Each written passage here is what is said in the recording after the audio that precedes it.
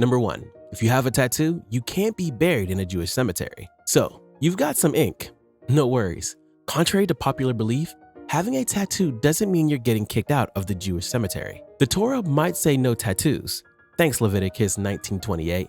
But that's not a ticket to the graveyard bouncers list. The real reason behind this myth, some folks think it's about not burying the wicked next to the righteous. Yoreh Day 362:5. But come on, judging someone just for a little body art? That's a bit much. Jewish cemeteries are all about inclusivity and respect. So if you got a tattoo, you're still welcome to rest in peace among your fellow Jews. Number 2, religious couples are not allowed to use birth control. Ever seen a big family and thought, whoa, do they even know about birth control? Well, let's clear that up. The Torah says be fruitful and multiply, Genesis 1:28. But that doesn't mean you have to start a mini soccer team. Many religious couples are totally allowed to use birth control. It's all about health, sanity, and making sure you can actually handle more kiddos. So when in doubt, just ask the rabbi. Now, here's a fun twist.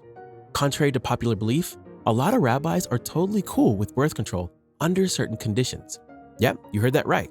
Couples can chat with their rabbi about whether they can handle more little ones, considering their health and sanity.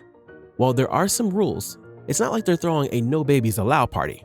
And hey, why did the couple hit the bakery before deciding on a family size? They wanted to see how much dough they could handle?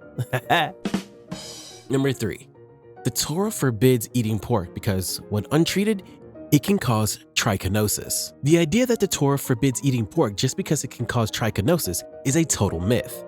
Sure, untreated pork can lead to trichinosis, but that's just scratching the surface of the Jewish dietary laws.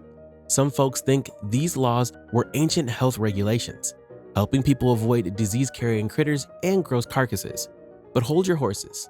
This theory doesn't really hold up. First off, the Torah's commandments about kosher food came way before anyone knew about trichinosis or any other modern medical stuff. As Dennis Prager and Joseph Telushkin point out, this would mean the Bible either had some divine medical knowledge or was written by some seriously forward-thinking folks thousands of years ahead of its time. The real deal with Kashrut, kosher laws, goes way beyond health.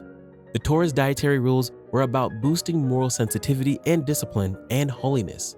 They're part of a bigger spiritual and ethical framework, helping Jews lead a distinct and sanctified life. So, while keeping kosher might have some health perks, the main reasons are spiritual and religious, not medical. Number 4, Judaism is either all or nothing. A lot of people feel totally swamped by the mountain of commandments and think, why bother starting if I can't do them all? But here's the scoop. Traditional Judaism is not an all or nothing deal. Imagine you stumble upon a gold mine. Would you turn your back on all the gold just because you can't find every gold mine on the planet? Of course not. That one little mine could make you richer than a dragon on a pile of treasure. Each mitzvah, commandment, is like your very own gold mine. Even if you only dig a little bit, you're still striking rich in life. Judaism is all about the journey, and every step counts. It's not about being perfect, but rather making progress and enjoying what you can do right now. Every little action, no matter how tiny, is like a gold nugget in your pocket. And speaking of gold, why did the gold miner bring a ladder? Because he heard the best way to reach the new heights was to climb the ranks. Number 5, some Jews are better than others. Hey, let's bust a myth real quick. The idea that religious Jews are looking down their noses at the less observant folks? Total baloney. Sure, you might bump into a few holier-than-thou types, but that's not what Judaism is all about. The Torah and Talmud are all about being humble and recognizing everyone's worth. Get this. If some bad guy tells the world's greatest rabbi to off a thief or get offed himself, the rabbi's gotta say, no way, Jose, even to save his own skin. It's like God saying, hey, everyone's equally awesome in my book. The Talmud even drops this gem. Nobody knows whose blood is redder. Translation, don't judge because you have no clue what someone else is dealing with. Everyone's on their own wild ride. And what might seem like small potatoes to you could be a massive win for someone else. So, Judaism's all about high-fiving each other instead of playing the judgment game. The name of the game is respecting everyone and focusing on your own growth, not sizing up the competition. Number 6, Jews have horns. All right, folks, buckle up for a wild ride through one of history's biggest oops moments. Picture this, a medieval game of telephone gone horribly wrong, all because someone couldn't tell the difference between radiant and horny. And no, not that kind of horny. So there's this passage in Exodus 34:35 about Moses coming down from his divine chap looking all glowy. But St. Jerome, bless his heart, must have had his Latin to Hebrew dictionary upside down when he translated Quran, radiant, as Kareen, horn. Suddenly, Moses went from looking like a human glow stick to sporting some fancy headgear. This goof up led to a bunch of artists giving Moses a makeover that would make any unicorn jealous. Michelangelo and Donatello got in on the action, turning the prophet into an OG party animal. Talk about a head-turning look. Sadly, this mistranslation snowballed into a seriously not cool stereotypes. People started thinking Jews were part goat or something, which is about as accurate as saying all Italians are part pizza. This misconception got so out of hand that even the Nazis jumped on the bandwagon, using it for their twisted propaganda. In reality, Moses was just having a good hair day after his divine tete-a-tete. The whole horn thing is a prime example of why you should always double check your translations, kids. One little mix up and suddenly you've got centuries of prejudice and a whole lot of awkward sculptors. So let's set the record straight. Jews don't have horns. They're not part goat, and Moses was just really radiant. Maybe he discovered the world's first highlighter up on that mountain. Number 7. Judaism is only about following a set of rules. Judaism is way more than just a bunch of rules to follow. It's like a spiritual buffet where you can pick and choose what fills your soul. Sure, Jewish law, Halacha, is important, but so are ethics, spirituality, and the warm, fuzzy feeling of connecting with the big guy upstairs. Think of the Jewish practice as a mix of prayer, meditation, and acts of kindness.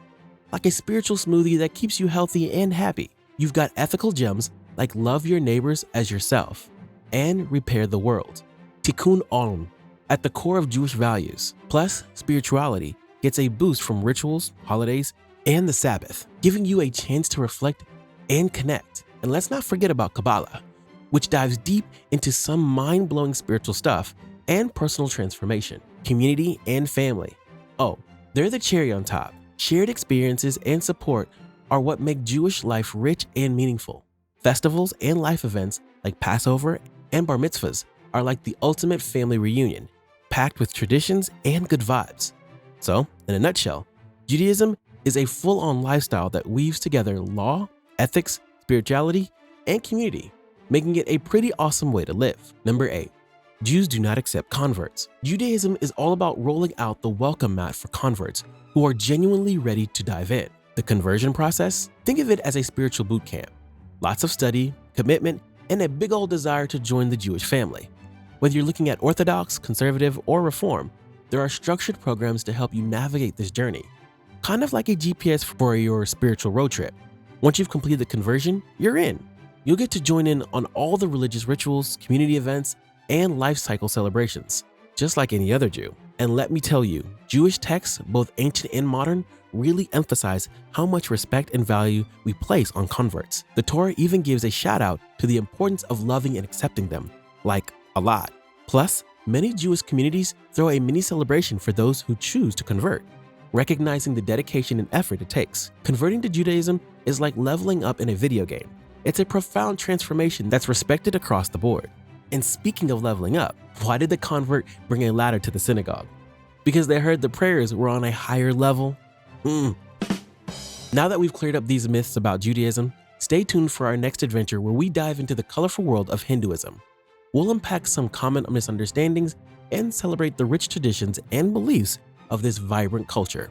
Don't miss out on the fun.